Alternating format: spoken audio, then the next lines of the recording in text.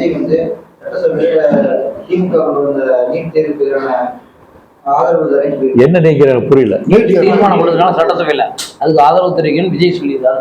இல்ல விஜய் வந்து இப்ப அவர் ஒரு அரசியல் பண்றாரு. அவர் வந்து அந்த திராவிட கலாச்சாரத்தோட தான் அவர் அரசியல் கொண்டு போவாரு. அதனால அது இப்போ ஏதாவது எதிர்த்து சொல்லணும். பொதுவாக அவருடைய அரசியல் வந்து முன்னெடுக்கணும் அப்படின்னா அரசாங்கத்துக்கும் சரி, குறிப்பாக மத்திய சர்க்கார் எதுக்கணுங்கிறது அவருடைய நிலைப்பாடு. அப்படி எதிர்த்தா தான் அரசியல் வளர முடியும்னு அவர் நினைக்கிறாரு. அதனால அவர் அர்த்தம் சொல்லுவார். இந்து மொழியை நீட்டை ஆதரிக்கின்றது, பல்வேறு வகையில் அது நன்மை இருக்குது, அதை ஆதரிக்கின்றது.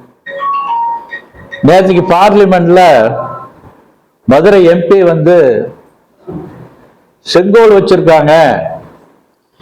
இந்த செங்கோல் ஆட்சி செய்யறவங்க அந்த புறத்துல பெண்களோட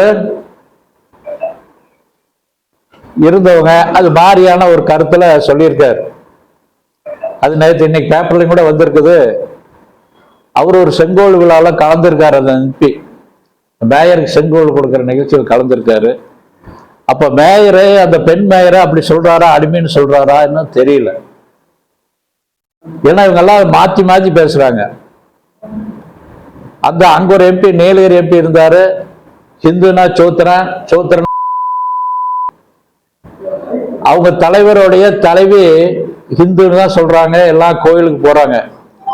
அப்ப அர்த்தத்தை எப்படி மாத்தி புரிஞ்சுக்க, அவங்கள புரிஞ்சுக்கிறதா இல்ல இவரு நம்ம மதுரை எம்பி கொடுத்த செங்கோல் கொடுத்த அப்படி புரிஞ்சுக்கிறதா அப்படின்னு இவங்க இதுக்கு பதில் சொல்லணும் அப்படி இந்து மணி கேட்டுக்கொள்கின்றது. செய்திகளை உடனுக்குடன் தெரிந்து கொள்ள உடனே சப்ஸ்கிரைப் பண்ணுங்க.